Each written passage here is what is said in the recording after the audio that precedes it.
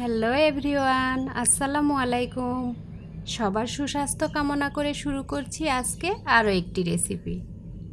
আজ আমি আপনাদের বানিয়ে দেখাবো ছোট আলু ভর্তা।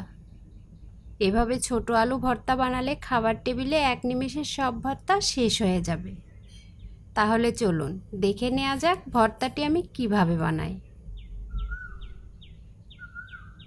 ভর্তা বানানোর জন্য প্রথমে আমি এখানে নিয়েছি এক টুকরা আদা, পেঁয়াজ কুচি এবং রসুন কুচি।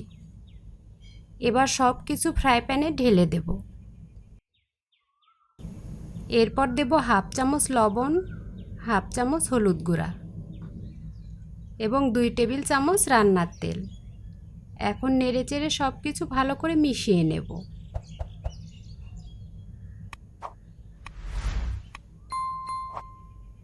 মেশানো হলে এর ভেতর দেব 3টি শুকনা মরিচ। তারপর ঢেকে মিডিয়াম হিটে রান্না করব।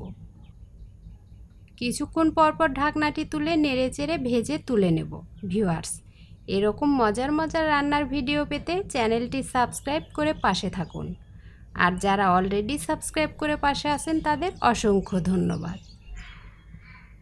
পেঁয়াজ রসুনগুলো আমার ভেজে নেওয়া কমপ্লিট। এবার এগুলো তুলে নেব। এবার ওই ফ্রাই প্যানে আমি হাফ কাপ পরিষ্কার করে ধুয়ে রাখা ছোট আলু ঢেলে দেব। তারপর দেব সেদ্ধ হওয়ার জন্য হাফ কাপ পানি।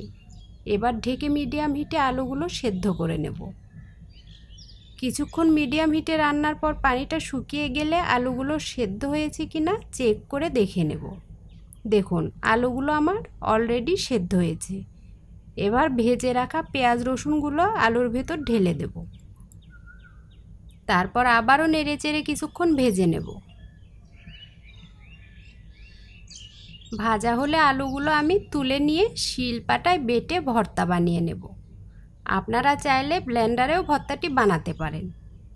এই ভর্তাটি যে কতটা দুর্দান্ত স্বাদের হতে পারে সেটা কেউ একবার না খেলে কল্পনাও করতে পারবেন না। তাই একবার হলেও ভর্তাটি এভাবে বানিয়ে খেয়ে দেখুন। আশা করি ছোট থেকে বড় সবাই পছন্দ করবে ইনশাল্লাহ। আপনার কোনো মতামত বা জিজ্ঞাসা থাকলে কমেন্ট বক্সে কমেন্ট করুন।